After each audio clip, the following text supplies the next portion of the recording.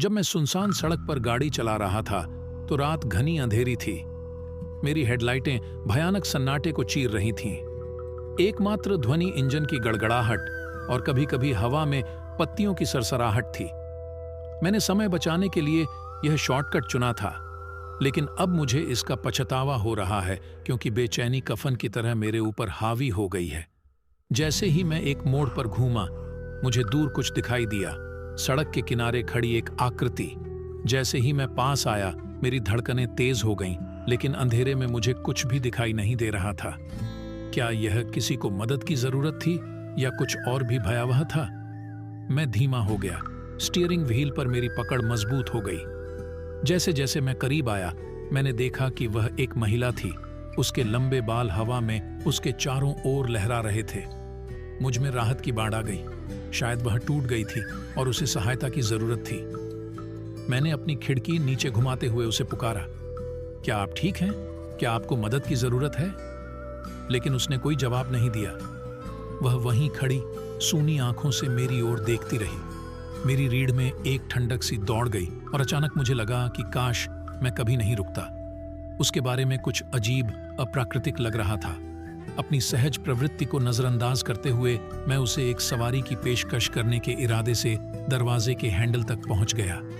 लेकिन जैसे ही मेरे हाथ ने हैंडल को छुआ, वह हिल गई। मेरी ओर नहीं, बल्कि दूर सड़क के किनारे जंगल के अंधेरे में गायब हो गया। जैसे ही मुझे एहसास हुआ कि मैं खतरे में हूं, मैं घबरा गया।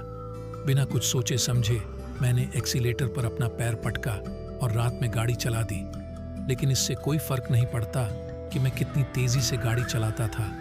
मैं देखे जाने के एहसास से, किसी भयावह चीज के नजरों से, ओझल होने के एहसास से बच नहीं पाता था। घंटों बीत गए और मैं अंततः सभ्यता तक पहुंच गया।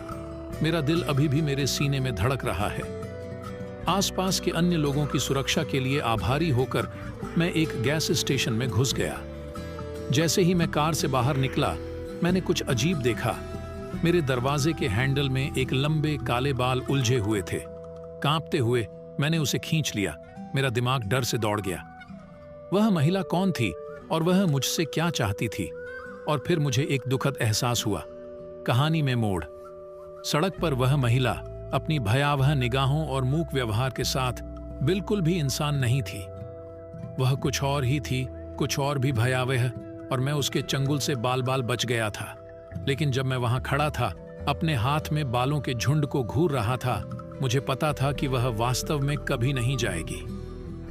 वह हमेशा बाहर रहती, अंधेरे में छुपकर अपने अगले शिकार का इंतजार करती।